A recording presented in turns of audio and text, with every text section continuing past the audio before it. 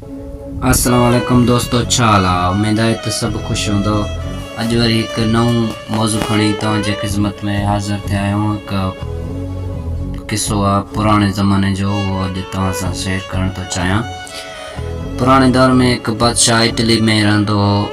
उते छा कंदो हो, ॾाढो ज़ुल्म कंदो हो ग़रीबनि ते, ऐं ग़रीबनि खे कुझु ॾींदो न हो, वठंदो कोन हो, ग़रीब खे ॾिसंदो हो, नफ़रत घणो कंदो हो।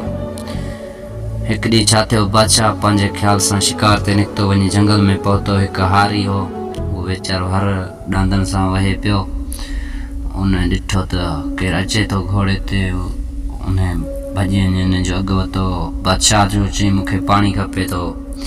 त बादशाह जीअं हिन जे कपिड़नि ॾे ॾिठो हेॾे होॾे, त हिन जा कपिड़ा ग़रीब जा फाटल, मिटी सां बबूत लॻो पियो, वार हे हो।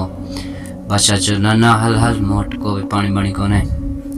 उतां बादशाह निकितो त अॻियां वियो त अॻियां त हिन जे जेको हारी हुन जे ॿिन्ही जे हिकु पासे में तलाउ हो। बादशाह छा कयो, कपिड़ा लाहे, थोरो गर्मी वरितसि, उहो कपिड़ा लाहे उते ॿाहिरि रखी उते तलाउ में ॻड़ी पियो विहिंजण लाइ। बादशाह विहिंजण लाइ ॻड़ियो त पोयां आयुसि हारी पोयां अची बादशाह जा कपिड़ा पाए, पंहिंजा कपिड़ा उते फिटी करे घोड़े ते बादशाह वारे ते चढ़ी शहर ॾे निकिरी वियो। त उन शहर में बादशाह जो महल आहे, त उते वञी उहो हारी पहुतो त उन वज़ीरनि ॾिठो त हिते जेको आहे त बादशाह पुॼी वियो आहे। त उन्हनि जो देखभाल कयूं, खाइण पीअण जो हे हो इंतज़ाम कयूं, हिनखे खाइण पीअण जेको बादशाह खाईंदो पीअंदो उहो हिनखे ॾिनऊं। हे ठठ थी वियो। हलंदे हलंदे 2-3 ॾींहं गुज़री विया। बादशाह त उन जंगल मां रुलंदे पिनंदे उन फाटल कपिड़नि सां अची उते ई उन शहर में पहुतो, पंहिंजे महलात वटि।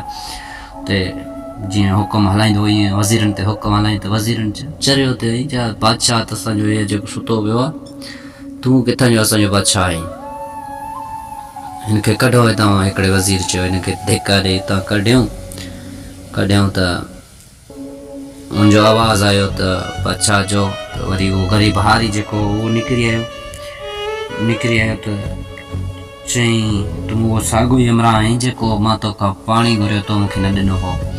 त हुन बादशाह चयो जी हा, मां उहो माण्हू आहियां, तो मूंसां धोखो कयो आहे। बादशाह चईं ॿुध, मां तोसां धोखो न कयो, पर मां तुंहिंजे अखियूं खोलण लाइ कमु कयो आहे। छो तूं ग़रीबनि खां नफ़रत थो करीं, अॼु खां पोइ वाइदो कर ग़रीबनि सां नफ़रत न कंदे त मां ऐशाई माल आहियां जेको तुंहिंजो जेको बादशाही उहो तोखे ॾींदुसि, न त मां हींअर हुकुम करे तोखे फांसी ते चढ़ाए छॾींदुसि।